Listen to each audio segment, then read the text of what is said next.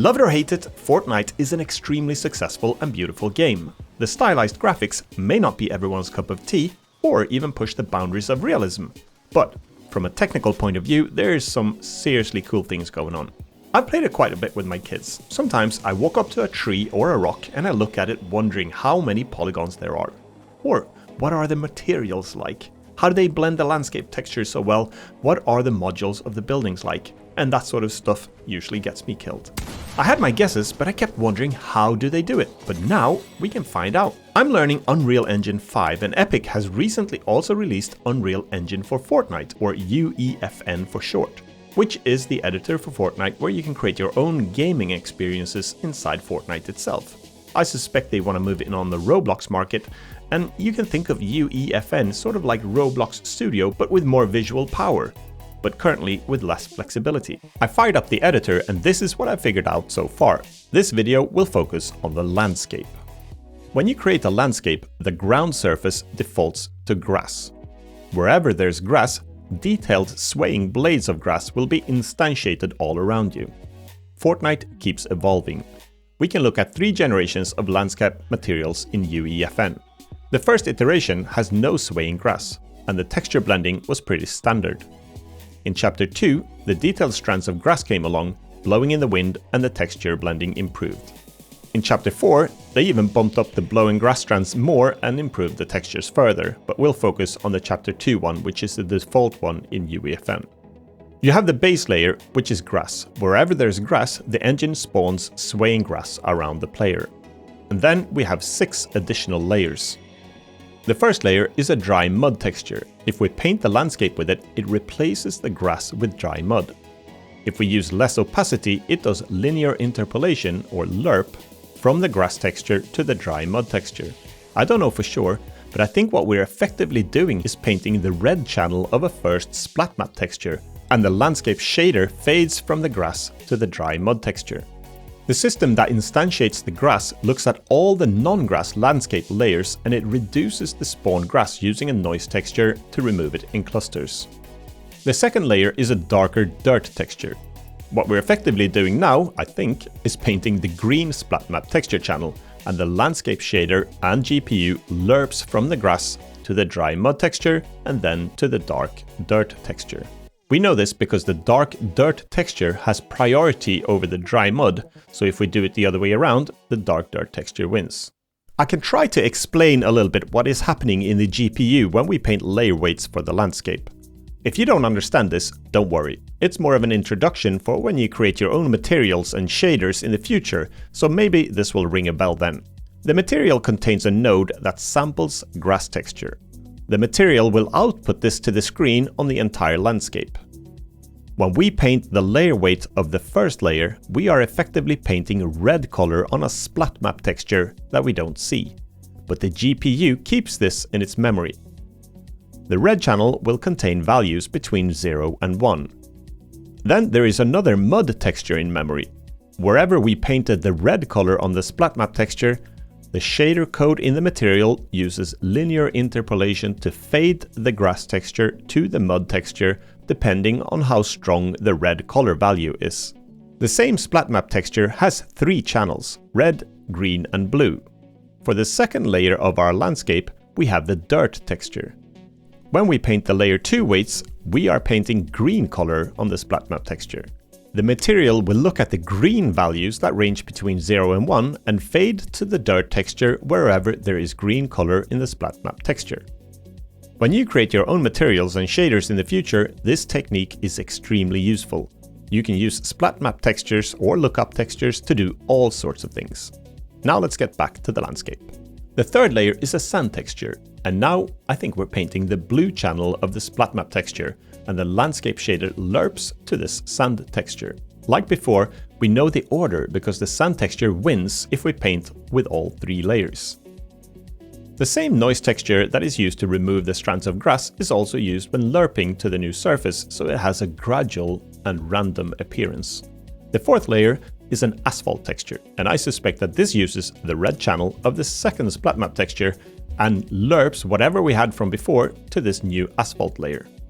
Even a slight touch of this layer will remove the instance grass, so the shader removes all grass if there's any weight at all on layers 4 to 6. The fifth layer is a forest floor texture, and this one uses a grayscale mask texture. With faint brush pressure, the mask allows only a few sections of the texture to push through. As you add more pressure, the threshold value of the mask is moved to introduce more of the forest floor texture. Like before, I suspect this is the green channel of the second Splat Map texture and that it is lerped to since it has higher priority. The final, sixth layer is rocks and pebbles. It also uses a mask texture, so pebbles gradually appear as the weight of the layer is increased. If we set the brush to full strength and zero falloff, you would expect that it would form a perfect circle. But the reason why it's not is because of the lower resolution of the Splat Map texture. When a pixel is added to the underlying Splat Map, the GPU interpolates the edge of that pixel, which conveniently introduces a gradient to make jagged edges for the pebbles. This is the final layer that is lerped to in the lerp chain of the shader, and it gets the highest priority and it has the final say. But hey, there are textures missing. Yes, Mountainsides uses a different technique. It doesn't matter what the landscape texture is when a slope passes a certain angle. In the landscape material, this can be done with a world-aligned blend node or a custom set of nodes that bases the strength of the rocky slope material on the vertical Z value of a vertex normal. So how can we do this ourselves? The Fortnite materials are read-only, so we don't know for sure, but in my process to learn Unreal Engine 5, I set out to do something similar but more basic. First, I used Krita, a free substitute for Photoshop, and I can highly recommend that. And I painted a basic rock texture, a grass texture, a mud texture, and a sand texture. Krita has a nice seamless texture wrapping mode when you press Shift W, and then I used some brushes to basically throw something simple together, using different shades and opacities. When you watch Unreal Engine tutorials or read the manual, the LayerBlendNode is used for landscapes. This allows you to quickly paint the layer weights to blend ground textures together, but when I tried it using the weight paint mode and the alpha blend modes, I could not replicate the Fortnite method. The LayerBlendNode does not allow you to customize the blend effects, and I believe it wastes an RGB channel of the Splat Map because you have to paint or fill a base grass layer on the initial black landscape. You cannot customize the lerping between textures, and I also wanted to add a noise texture to replicate the clustered transitions that Fortnite has when you use a light layer weight. And this is how I did it in a new material. First, I created a text chord node where I set the U and V tiling to 0.075. Otherwise, my textures were way too small and it looked very repetitive. Then I created 3 texture sample nodes, one for grass, one for the dirt, and one for the sand. I plugged the text chord node into all 3 texture samplers. The grass layer will be default layer everywhere, so we don't have to paint anything at all. So I created a lerp node from the grass texture as input A to the dirt texture as input B. Let's look at how this works a bit closer. Here is a section of my island with just grass on the landscape. I have not painted any layers at all. I have my landscape material open at the bottom here, and I will remove the connection to the landscape grass node to remove the swaying blades of grass to make it a little bit more clear what's going on. If I select my dirt texture and paint this layer onto my landscape, with my material, it changes the grass to dirt. In my material, I use the landscape layer sample node and I set the parameter name to dirt. It's important that this parameter name is exactly the same as the name of the layer for it to work. This landscape layer sample node reads the weight values from the dirt layer that we've painted. I pass this output to a custom material function that I've created called mf_noisify. If I bypass this custom material function and use the layer weight directly to lerp from grass to dirt, I lose some detail in the transition between the surfaces. Maybe you can see the pixelated faded edges between the dirt and the grass now. If I plug my Noisify function in again and press apply, you can see that we get some more interesting and detailed transitions between the surfaces. Let's lower the strength of the brush and paint some more dirt. We get nice, patchy detail in the area with low layer weight. If I bypass the Noisify function again, This is how the traditional LayerBlendNode treats blending between the materials. Let's go back to enable the Noisify function and have a look at what it does. This function takes the world position of a pixel coordinate and it multiplies it by 0.001. This takes 1 centimeter in the world and reduces it to 0.001 on a texture UV coordinate. A texture UV measures from 0, 0 in the lower left to 1, 1 at the upper right corner. So for every centimeter in the unreal world, it would read 0.001 times 2048 on a texture with a resolution of 2048 by 2048 pixels. So 1 centimeters in the unreal world is equal to about 2 pixels of a texture.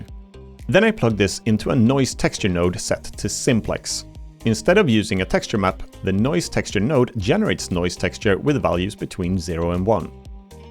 In the main material, we took the weight value of the dirt layer and fed it into this Noisify function.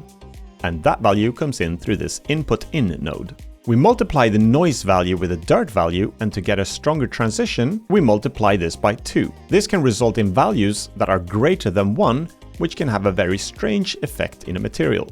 So we need to saturate this node, which clamps all values between 0 and 1.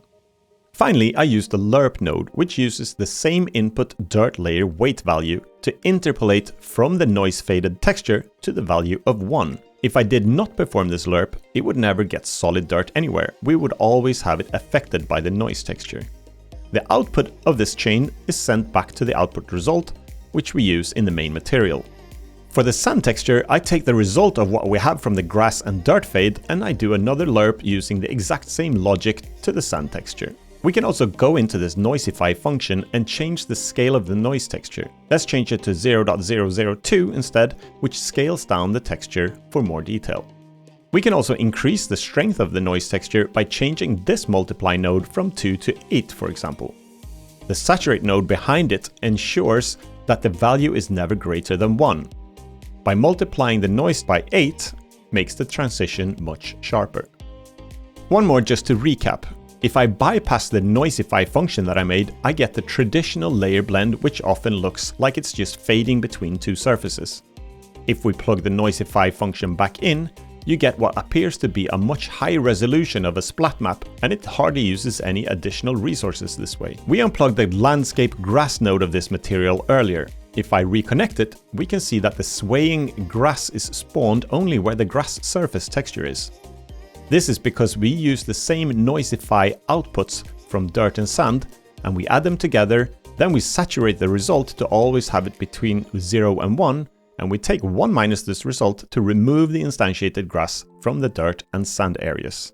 And these nodes in the grass section also remove the grass from any slopes based on the Z value of the vertex normal. I believe Fortnite uses a technique like this, but with more effort put into its textures and the nodes to transition between the different surfaces and slopes. To finish off, let's have a look at the pebbles and the actual grass too.